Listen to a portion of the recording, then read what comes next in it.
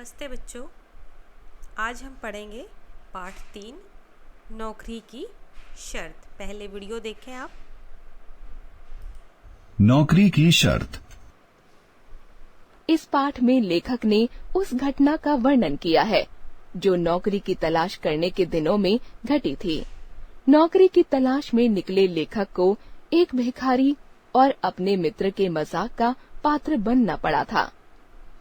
लेखक को नौकरी कैसे मिलती है, उस नौकरी की क्या शर्त थी, वह सब इस हास्य कथा को सुनकर जानते हैं। उन दिनों मेरे पास कोई काम नहीं था, भूखों मरने की स्थिति थी। मुझे एक नौकरी की तलाश थी, मगर नौकरी मिल ही नहीं रही थी। मैं जोर शोर से स्वयं भी नौकरी की तलाश कर रहा था और अपने दोस्तों से भी कह रखा था कि अगर उनकी नजर में मेरे योग्य कोई नौकरी हो तो बताएं। इन्हीं बेकारी के दिनों की बात है। मैं अपने एक मित्र से मिलने उसके घर गया। उसका घर मेरे घर से दूर था। इधर मेरी जेब खाली थी, सो मैं पैदल ही गया। वहां तक पहुंचते पहुंचते थक गया, इसलिए उसके घर में घुसते ही सीढ़ियों पर सुस्ताने के लिए बैठ गया। तभी वहां एक भिखारी आ पहुंचा। उसने समझा मैं उसी मकान में रहता हूं। भिखारी बोला, बाबूजी, एक कटोरा आटा दे दो। मैंने उसे झिड़कते हुए कहा, घर में आटा नहीं है। तो कोई फटा पुराना कपड़ा ही दे दो। कोई कपड़ा भी नहीं है। मैंने सोचा अब वह टरक जाएगा, पर नहीं, वह वहीं अड़ा रहा और बोला, तो बाबू, एक 10 पैसे का सिक्का ही दे दो। मुझे उस पर गुस्सा आ गया। टलता ही नहीं अड़ियल। मैंने उसे डांटते हुए कहा, 10 पैसे भी तो नहीं है। मैंने अपनी तरफ से सच ही कहा था, पर वह तब भी वहां से नहीं गया। मैंने उसे घूर कर देखा। आंखें मिलते ही वह बोला, बाबू, जब घर में आटा नहीं है, कपड़े लत्ते नहीं हैं और आपकी जेब में 10 पैसे तक नहीं है, फिर यहाँ बैठे बैठे क्यों समय बर्बाद कर रहे हो? आओ मेरे साथ। शाम तक 10-20 रुपए तो कमा ही लोगे। भिखारी की बात सुनकर मैं उलझन में पड़ गया। मन ही मन सोचा, सलाह तो सही दे रहा है, जब तक नौकरी नहीं मिलती क्यों ना। अभी मैं भिखारी के प्रस्ताव पर ठीक से विचार कर भी नहीं पाया था कि मेरा मित्र अपने घर में से बाहर आया। उसने भिखारी को डांट कर भगाया और मुझे भीतर ले आया। मित्र की इस हरकत पर मुझे गुस्सा आ गया। मैंने सोचा, नौकरी मुझे मिल नहीं रही, यह मुझे नौकरी दिलवाने में कोई मदद दे नहीं रहा।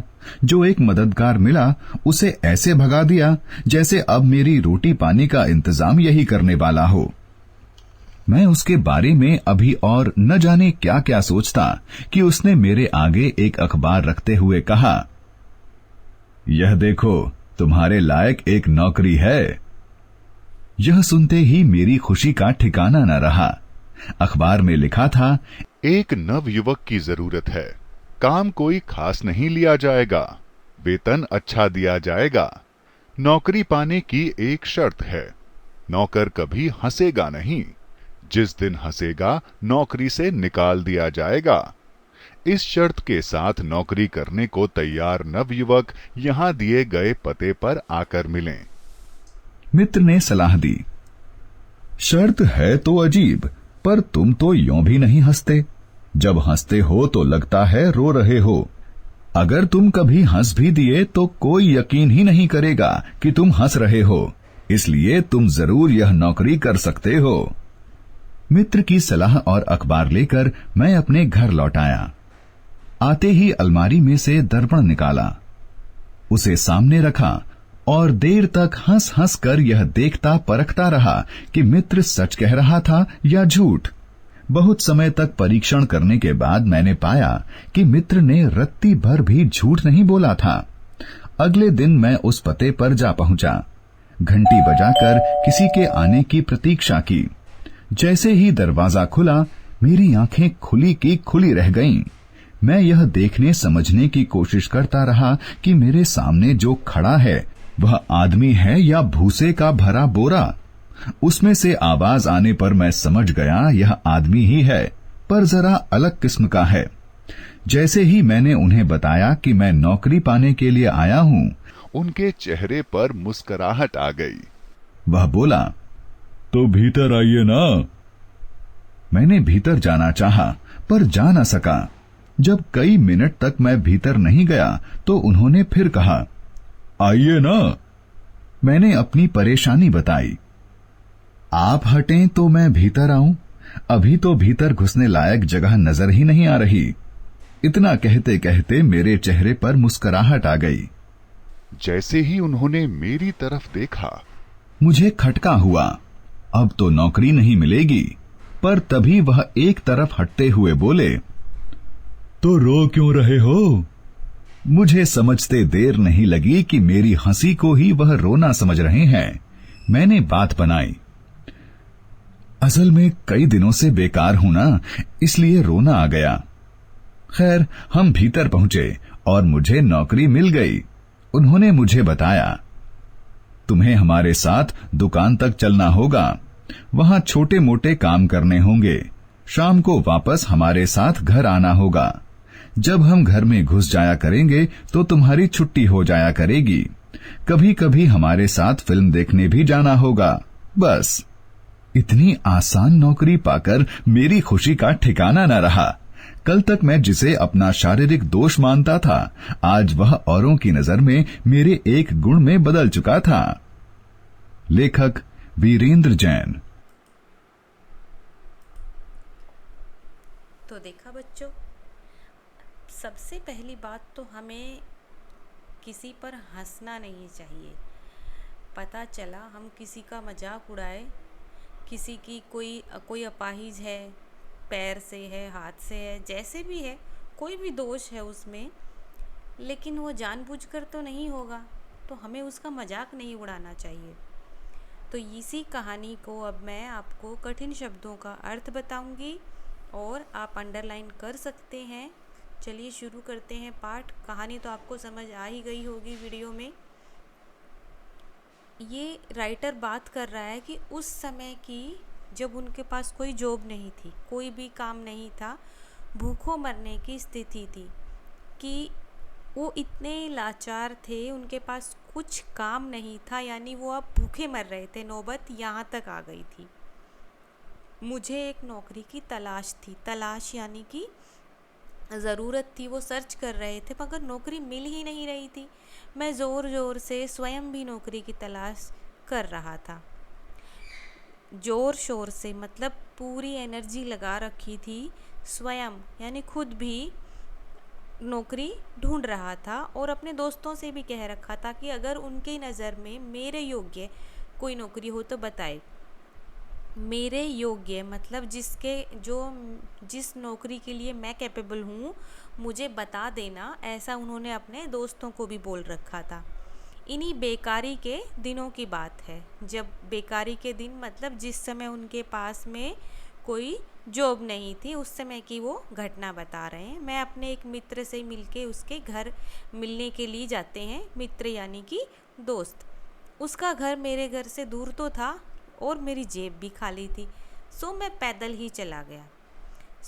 मतलब इसलिए मैं पैदल ही निकल गया, क्योंकि जेब में पैसे नहीं थे, तो पैदल ही चले जाते हैं। घर बेशक दूर था, लेकिन क्या करते फिर, जब पैसे नहीं है तो कैसे ऑटो टैक्सी करेंगे ना। वहाँ तक पहुँचते पहुँचते मैं थक भी गया, इसीलिए घर में घुसते ही सीढ़ियों पर सुस्ताने के लिए बैठ गया। सुस्ताने के लिए यानी कि थोड़ा सा आराम करने के लिए सीढ़ियों पर ही बैठ गए।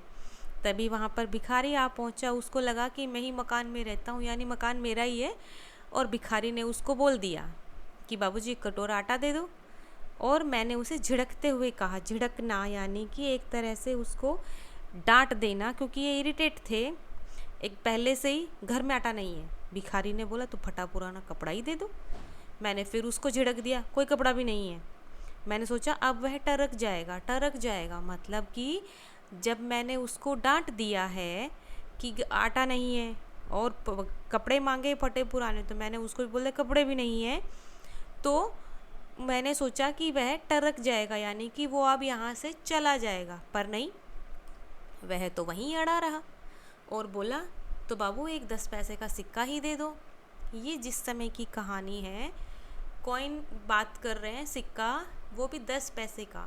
जैसे हमारे पास ये 1 रुपीज़ 2 रुपीज़, आप 5 का ये कॉइन देखते हो, जिस समय की ये कहानी है उस समय पैसे होते थे, यानी 10 पैसे 10 की बात हो रही है, रुपए नहीं पैसे की।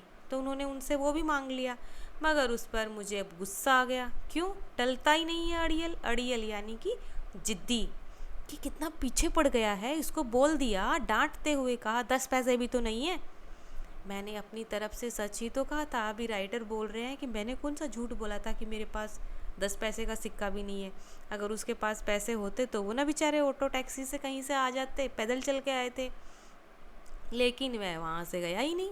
मैंने उसे घूर कर देखा, आंखें मिलते ही बोला, बाबू जब घर में आटा है ही नहीं, कपड़े लगते भी नहीं हैं, तो आपकी जेब में 10 पैसे तक नहीं है, तो यहाँ बैठे बैठे क्यों समय बर्बाद कर रहे हो? आओ मेरे साथ, शाम तक 10-20 रुपए तो कमा ही लोगे। इन्होंने क्या ऑफर किया कि जब कुछ है ही नहीं तो यहाँ क्या कर रहे हो, मेरे साथ आओ, यानी भिखारी बन जाओ, और शाम होते होते भीख मांग के तुम 10-20 रुपए तो कमा ही लेने वाले हो।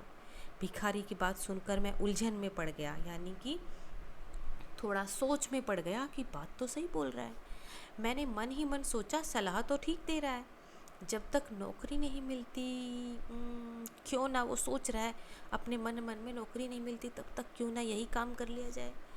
अभी मैं भिखारी के प्रस्ताव पर ठीक से विचार कर भी नहीं पाया था। प्रस्ताव यानी जो उसने ऑफ़र रखा था उस पर ठीक से विचार कर नहीं पाया था, मतलब उसको मैं अच्छे से सोच भी नहीं पाया था कि मेरा मित्र बाहर निकल आया और उसने भिखारी को वहाँ से डांट कर भगा दिया, मुझे भीतर ले आया। भीतर यानी कि अंदर, क्योंकि जो लेखक है वो अपने दोस्त के घर के बाहर बैठे हैं सीढ़ियों पर। सीढ़ियों पे बैठे बैठे ही इतनी सारी बातें उस भिखारी के साथ हो गई थी। तब तक उसके दोस्त ने बाहर निकला और भिखारी को डांट दिया, वहाँ से भगा दिया और उसको अंदर ले आते हैं। अब अंदर पहुँच जाते हैं और क्या बात होती है, मित्र की इस हरकत पर मुझे गुस्सा आ गया। मैंने सोचा नौकरी मुझे मिल नहीं रही, यह मुझे नौकरी दिलवाने में कोई मदद कर नहीं रहा। मदद करना यानी कि हेल्प करना। इस हरकत पर क्यों गुस्सा आया? क्योंकि वो जो था भिखारी वो कुछ तो मदद कर रहा था, उसको ऐसा लग रहा है राइटर को, लेखक को, कि ये तो कुछ कर नहीं रहा नौकरी दिलवाने में, ना तो कोई मदद कर रहा है, और जो एक मददगार मिला था यानी मदद करने वाला, उसे भी ऐसे भगा दिया जैसे अब मेरे रोटी पानी का इंतज़ाम यही करने वाला हो। मतलब कि उसको ऐसे भगा दिया, मुझे तो कुछ काम दे नहीं रहा, हेल्प तो करनी ना है मेरे लिए नौकरी ढूंढने के लिए, और उसको भी ऐसे भगा दिया जैसे यही करेगा मेरा सारा खर्चे पानी का इंतज़ाम, यानी प्रबंध करना। मैं उसके बारे में अभी और न जाने क्या क्या सोचता कि उसने मेरे आगे एक अखबार रखते हुए कहा, ये देखो तुम्हारे लायक एक नौकरी है। यह सुनते ही मेरी तो खुशी का ठिकाना नहीं रहा। अखबार में लिखा था एक नव युवक की ज़रूरत है। नव युवक यानी कोई भी यंग बॉय चाहिए इस नौकरी के लिए। काम कोई ख़ास नहीं लिया जाएगा, वेतन अच्छा दिया जाएगा। वेतन यानी कि सैलरी उसको अच्छी दी जाएगी, अच्छा उसको पैसा मिलेगा, लेकिन नौकरी पाने की एक शर्त है, नौकर कभी हंसेगा नहीं। अब ये कैसी शर्त है कि इंसान हंसे ही ना, जिस दिन हंसेगा नौकरी से निकाल दिया जाएगा। इस शर्त के साथ नौकरी करने को तैयार नवयुवक यहाँ दिए गए पते पर आकर मिले। पता यानी एड्रेस, नो पत्ता। पत्ता यानी लीव, लेकिन उसमें आधा त लगता है। यह पता यानी कि एड्रेस। एक एडवर्टाइजमेंट जो उसको न्यूज़पेपर में मिली, अखबार में, उसमें ऐसा लिखा गया था शर्त के साथ। मित्र ने सलाह दी, शर्त है तो अजीब, पर तुम तो यूं भी नहीं हंसते। जब हंसते हो तो लगता है रो रहे हो, मगर अगर तुम कभी हंस भी दिए तो कोई यकीन ही नहीं करेगा कि तुम हंस रहे हो, इसलिए तुम ज़रूर यह नौकरी कर सकते हो। मतलब दोस्त ने उसको ये सलाह दी कि है अजीब लेकिन तुम ऐसे ही लगते हो, यानी तुम्हारा फेस हमेशा ऐसा लगता है, स्माइली फेस नहीं है तुम्हारा, तुम हंस भी देते हो तो भी ऐसा ही लगता है कि जैसे एकदम रो रहे हो, और गलती से स्माइल कर भी दिया तो मानेगा नहीं कोई, सबको ऐसे ही लगेगा रो ही रहा है। तो तुम कर सकते हो। मित्र की सलाह और अखबार लेकर मैं अपने घर लौट आया। अब शर्त जो रखी गई थी उस एडवर्टाइजमेंट में, विज्ञापन में, अजीब थी, क्योंकि मतलब कभी भी कोई बात हो जाए, कोई किस्सा हो जाए, हंसी तो आ ही जाती है ना। तो अजीब थी यह शर्त, लेकिन फिर भी चलो ठीक है। वो आ जाते हैं अपने घर और आते ही अलमारी में से दर्पण निकाला, दर्पण यानी कि कांच, मिरर, और उसे सामने रखा। देर तक हंस हंस कर यह देखता परखता रहा कि मित्र सच कह रहा था या झूठ।